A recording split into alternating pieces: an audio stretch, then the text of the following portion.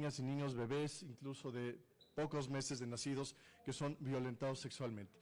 Y algo relacionado con esto es un tema del cual hablamos poco, pero también tiene un daño y un impacto muy real en niñas y adolescentes.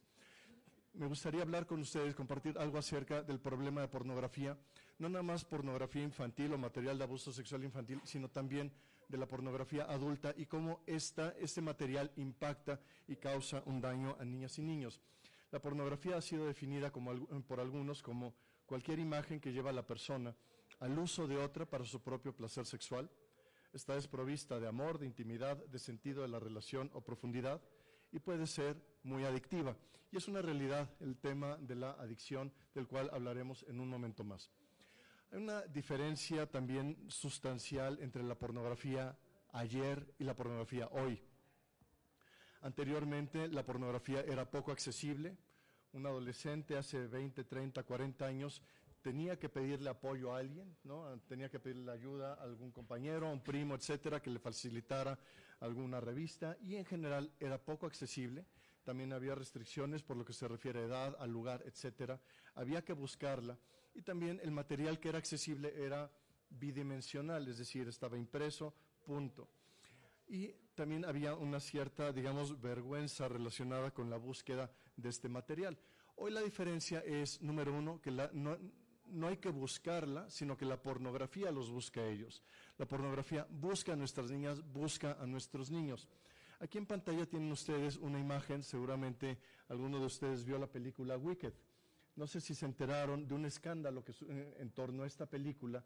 Resulta que la compañía Mattel, que hizo figuras de acción relacionadas con la película, puso una dirección de internet que pensaban que era referente a la película y no, llevaba a los niños a una página de pornografía, ¿no? Página de pornografía, además dura.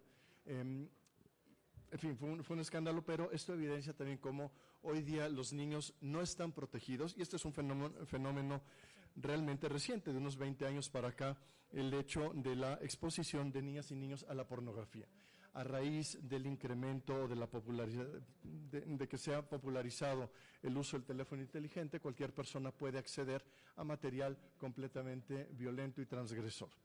Y una de las diferencias también sustanciales de la pornografía de ayer al día de hoy es, número uno, que se ha normalizado su consumo, número dos, que es gratuita, está en todas partes, también hay una enorme variedad con alta calidad de imagen y también inmersión sensorial. Y al día de hoy un niño de 8 años con acceso a un teléfono inteligente puede acceder al material más transgresor.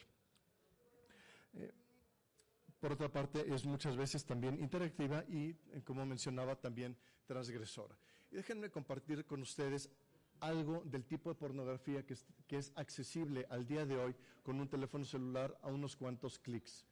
Este es el testimonio de una chica, Carla, una niña de 14 años, que ella refiere: yo salí a dar un paseo, un tipo me obligó a subir a un coche, me puso un arma, me obligó a subir a un coche, me llevaron a un sitio al otro lado de la ciudad y allí me violaron durante horas entre varias personas. Alguien estuvo filmando durante todo este tiempo. Tiempo después, entiendo que esta chica ni siquiera quiso presentar denuncia de las violaciones que había sufrido, no quiso exponerse a una revictimización por parte de las autoridades, pero el caso es que tiempo después, navegando en internet, ve que algunos compañeros de su escuela están compartiendo un enlace y uno de ellos decide etiquetarla.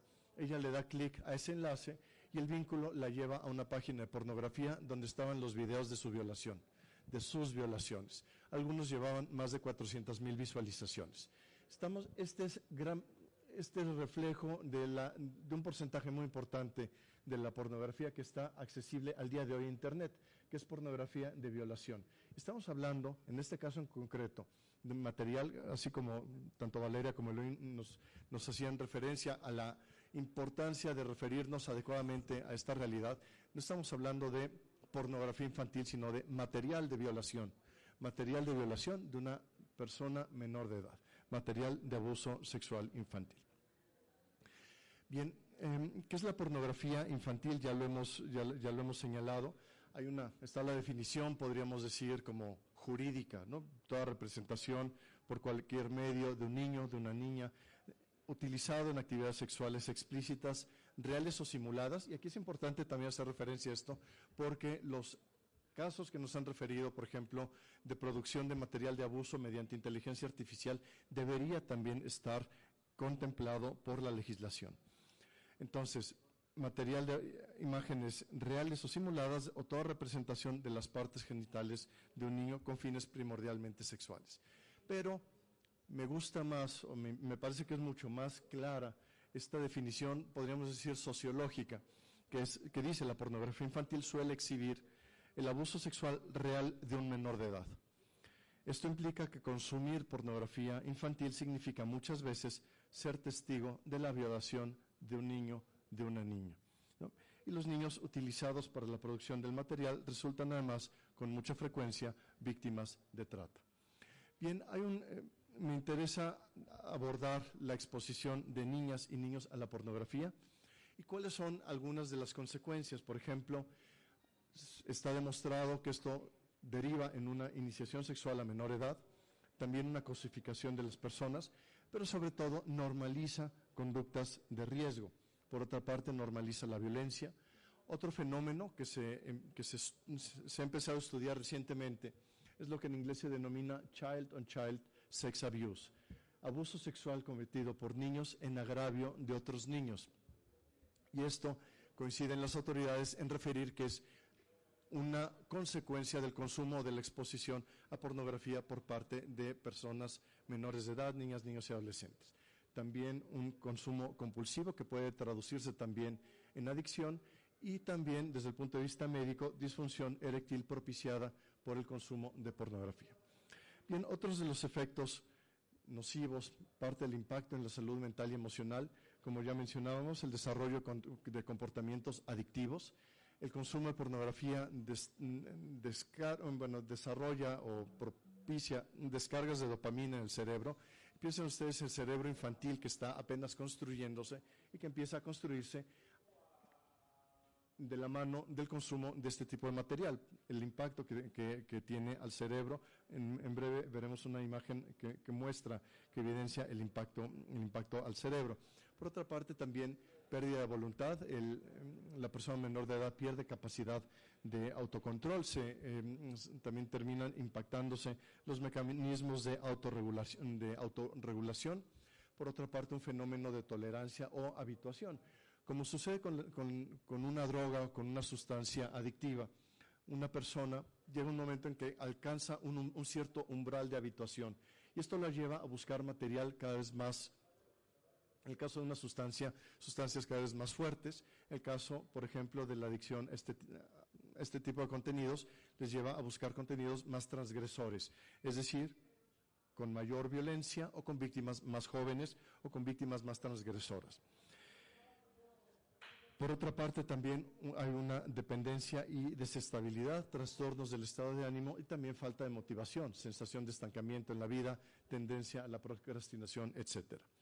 Esta es una imagen de un cerebro, es una resonancia magnética. Del lado izquierdo tenemos un cerebro normal, al centro tenemos un cerebro en cierto modo apagado y de algún modo también ya afectado por el consumo de heroína, y del lado derecho una imagen de resonancia magnética de una persona que consume pornografía. Siguiente, por favor.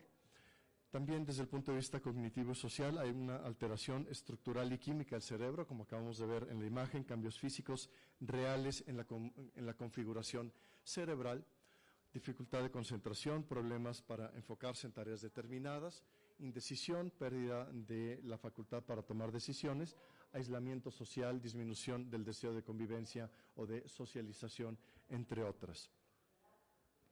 Por otra parte, hay un impacto en la percepción de la sexualidad, y piensen ustedes en un niño, en un adolescente que empieza a construir su sexualidad y lo que empieza, digamos, aquello de lo que la alimenta es de videos como el que describíamos hace un momento, videos de violación en los cuales el consentimiento de una mujer, el consentimiento de la persona no tiene ningún valor o es completamente ignorado por la persona que le está violentando. Lo que ese adolescente aprende es que la sexualidad, aprende también a violentar, aprende que el consentimiento es irrelevante, entre otras cosas. Se distorsionan también los vínculos afectivos, se normaliza actividades nocivas y también se adoptan o se normalizan conductas de riesgo. Bien, siguiente diapositiva, por favor. Aquí me gustaría compartir con ustedes este mensaje. Es un tuit que publicó una madre de familia que menciona que su hijo de 14 años abusó sexualmente de una chica, de una niña. Y esta madre refiere, esto era una situación completamente ajena a su forma de ser, y fue condenado a un periodo de 18 meses, un programa de rehabilitación, de asistencia.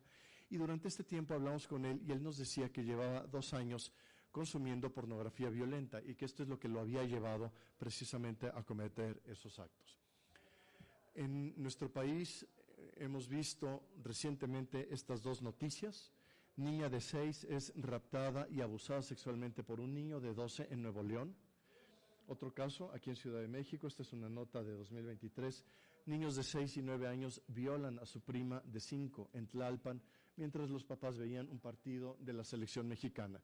¿Cómo explicar este tipo de conductas por parte de niños de tan corta edad, 12 años, 6 años, 9 años? Tiene que ver principalmente con aquel material al que han estado expuestos.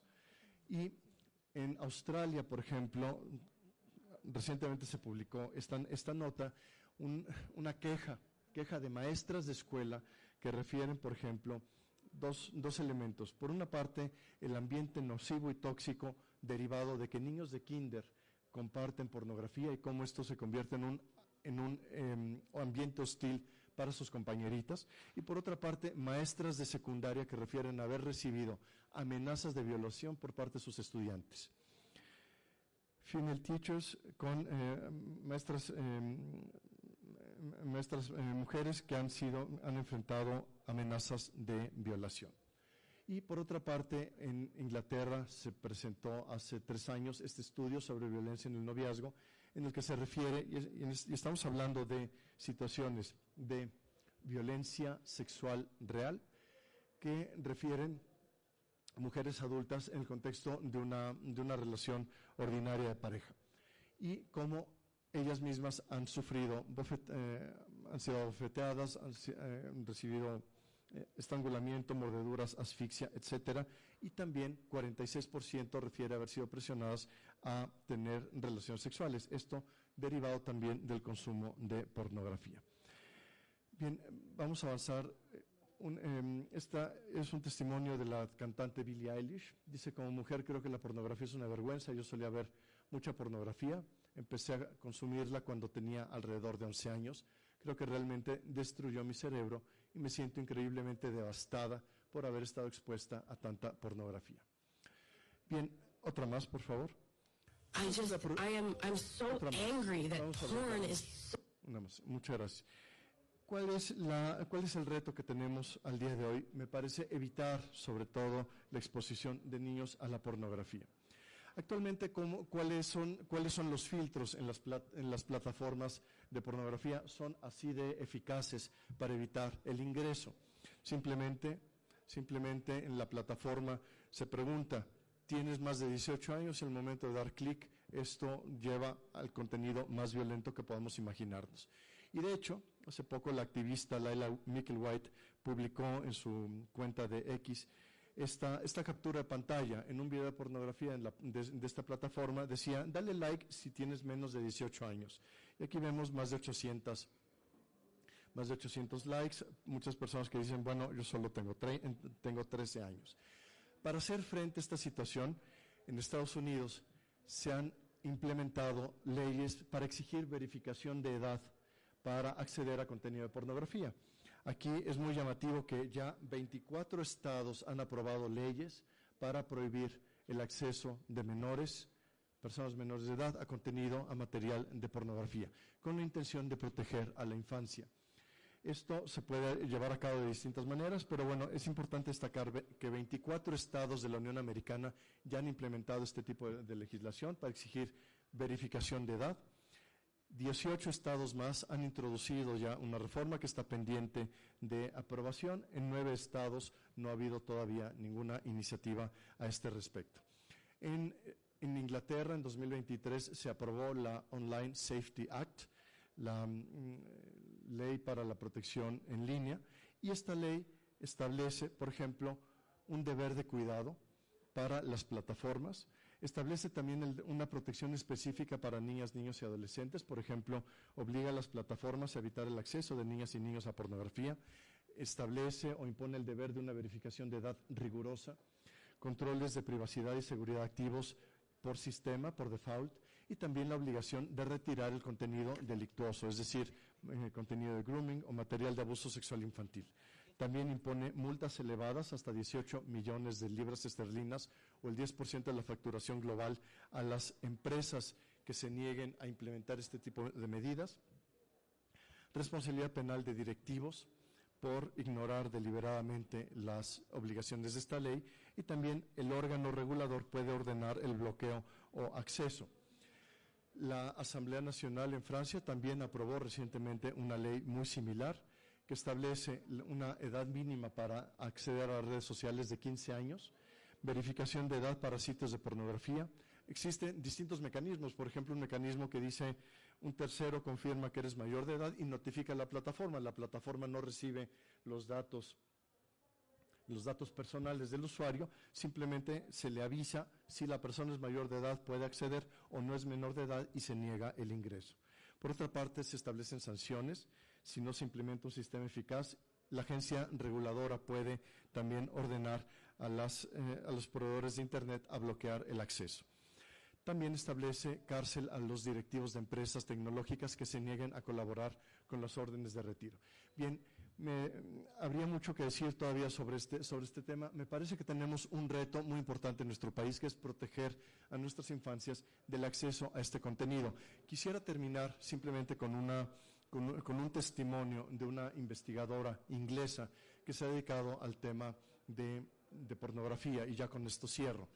Esta investigadora, Gail Dines, entrevistó en la prisión a un pederasta que estaba en la cárcel por haber violado a una niña de 10 años. Y le dice, ayúdame a entender cuál fue el proceso para que tú llegaras a esto.